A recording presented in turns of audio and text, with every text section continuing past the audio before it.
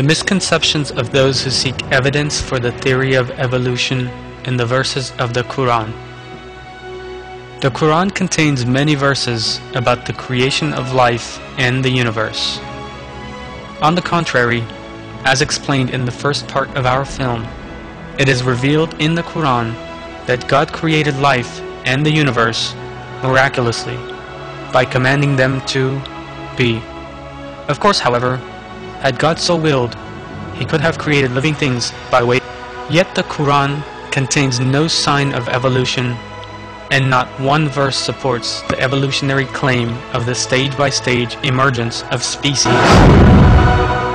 If such a form of creation had taken place, we would be able to see detailed descriptions of this in verses of the Qur'an. God has revealed that the Qur'an makes all things clear. This is not a narration which has been invented, but confirmation of all that came before, a clarification of everything, and a guidance and a mercy for people who believe. Surah Yusuf 1:11. Despite the situation being as transparent as this, it still seems that some Muslims believe in Darwinism and support this deviant theory. These people distort the meaning of certain verses and interpret them according to their own lights in order to defend the theory of evolution and provide so-called evidence for it from the Qur'an. By misinterpreting the verses, whose meaning is crystal clear, they impose very different meanings to their true meaning. They manifest their own ideas and make various inferences based on speculation and guesswork. The fact is, however, that when one looks at the Qur'an as a whole, or when a verse that is pointed to as evidence of evolution is analyzed together with the verses before and after it, it can be seen that the interpretations in question are forced and invalid.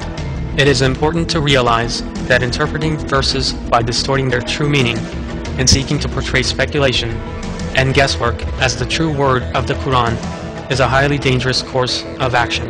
God describes the position of people who behave in this way in the Qur'an. Among them is a group who distort the book with their tongues so that you think it is from the book, when it is not from the book. They say, "It is from God," but it is not from God. They tell a lie against God, and they know it. Surah Al-Imran 78.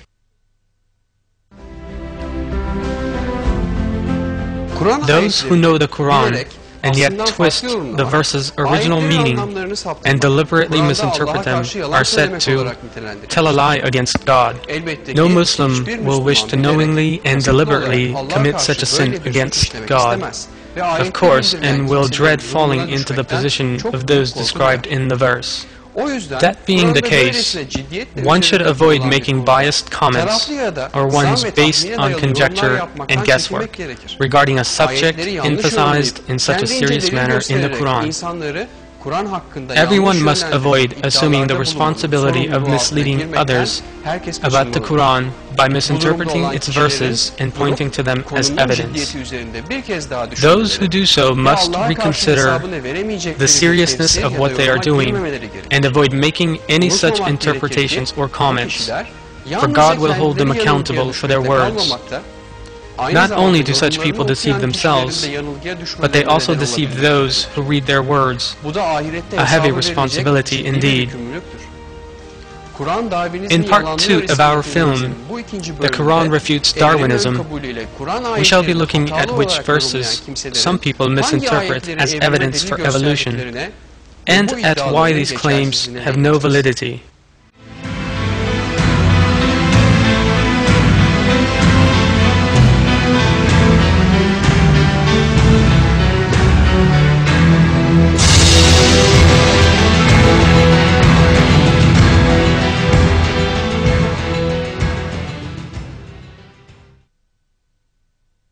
What is the matter with you that you do not hope for honor from God when He created you by successive stages? Surah Nuh 13:14. Those who support evolutionary creation interpret the words successive stages as meaning going through evolutionary stages. The fact is, however, that the interpretation of the Arabic word atwaran as meaning evolutionary stages is a purely personal one. Atwar is the plural of tawru, which means situation, condition, and appears in that form in no other verse of the Qur'an. The Islamic scholars' interpretation of this verse demonstrate that fact. For example, in his interpretation, Muhammad Hamdi Yazir of Al-Mali translated the verse as, "He has created you stage by stage through several conditions." He described what these stages are in his commentary on the verse, saying, "According to the explanations given by Abu Suud, first come the elements, then nutriments, then mixtures, then sperm, then an embryo, then a piece of flesh, then flesh and bone, and this is finally shaped with a completely different creation." In Imam al-Tabari's commentary, Surah Nuh, 14th verse is translated as, "In fact, He created you by stages," and interpreted this as meaning, "You were first in the form of a sperm, then He created you as a blood clot, then a small piece of flesh."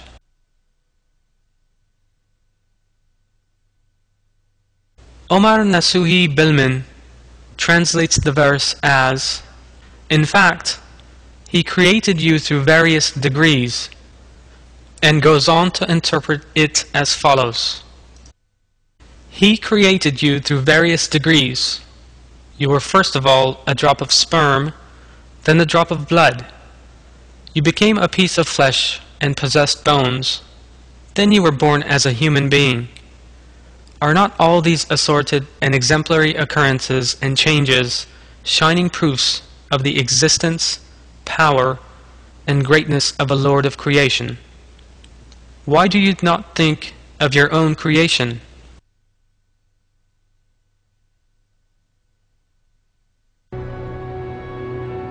As we see here, Muslim scholars agree that the interpretation of the 14th verse of Surah Nuh refers to the process involved in the development of the human being from the joining of a sperm and an egg. That the verse is to be interpreted in this way is clear from the principle of interpreting Quranic verses in the light of the Quranic verses, because in other verses God explains the stages of human creation as being those inside the mother's womb.